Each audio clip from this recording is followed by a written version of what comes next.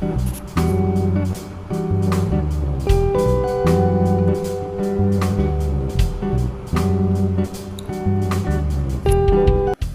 guys, welcome back to the channel.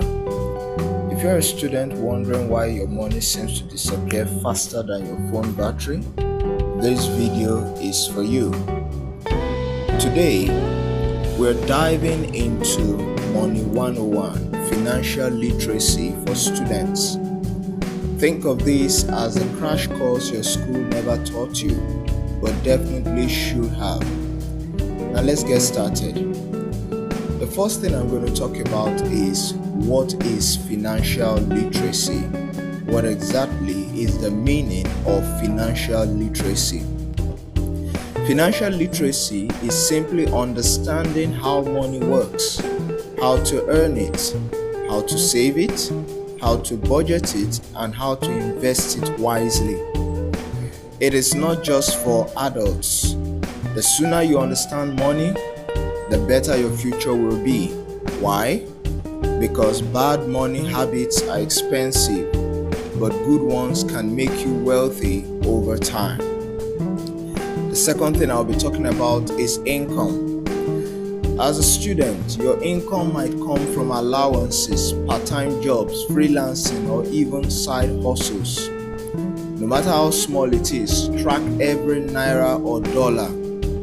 Don't wait until you are rich to start managing money. Start managing money in order to get rich.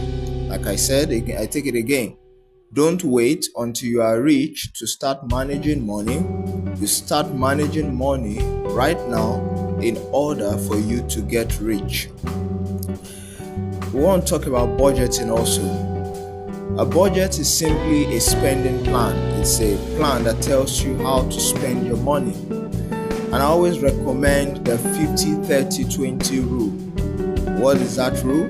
50% of your income should go to your needs, your key needs such as food, transport, and rent.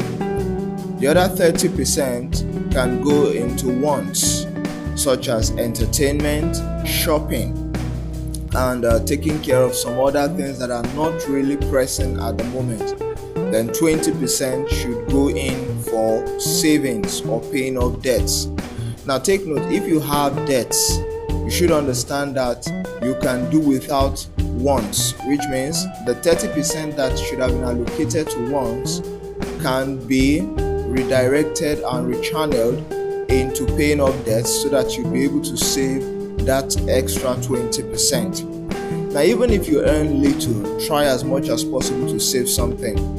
For instance, saving 500 naira every week will give you roughly 26,000 naira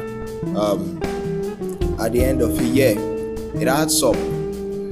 James W. Frick said, "Don't tell me what your priorities are. Instead, show me your budget and I'll tell you what they are." Another thing I want to talk about is credit cards, student loans, or online borrowing.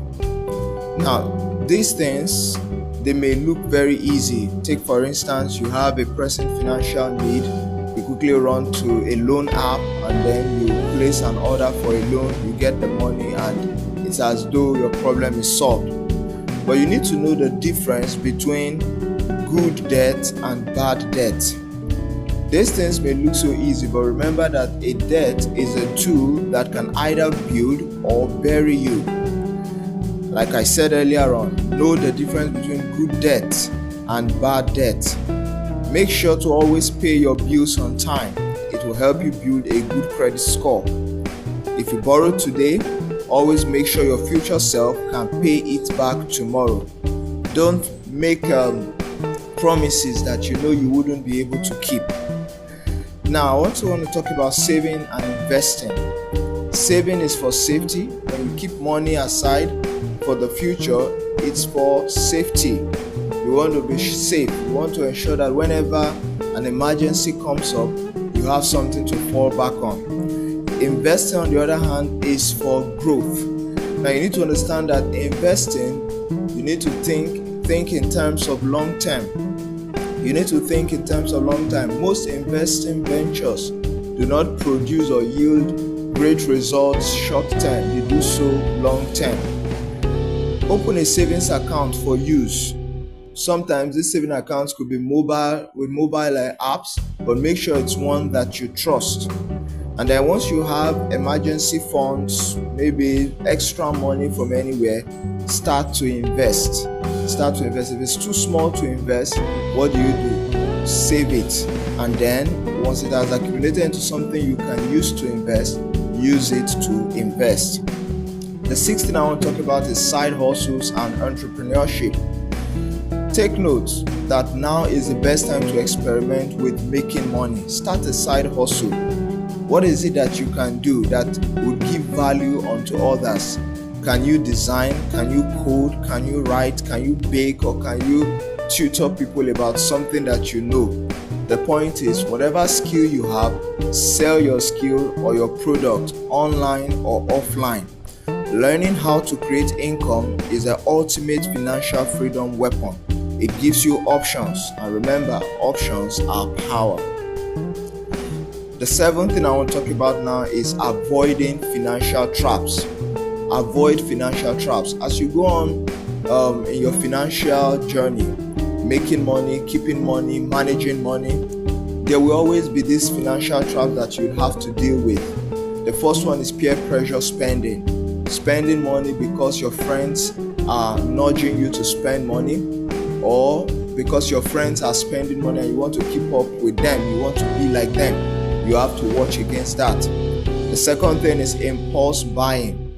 Sometimes because you now have more money or you now have access to more money, there would be certain things that you prior to that time had done away with, but at that point you would not be able to. You find yourself struggling with the thought of buying these things even when you don't need them. Then unnecessary subscriptions, certain services, data services, entertainment services, and all of these things which you had done away with before you had access to the money. These things will begin to fly up at you, and you have to what? You have to discipline yourself to say no to them. And then finally, gambling and Ponzi schemes. Remember something: money doesn't come easily, one, and money doesn't come overnight. And for money to get to you, you have to what? You have to give out value for value. You have to exchange value for value. You have to give out a skill that is valuable to another person in order for you to get money that is valuable to you. And so gambling, Ponzi schemes, and all of this should not be in amidst the options where you want to put your money into. It shouldn't be, because you most likely lose your money.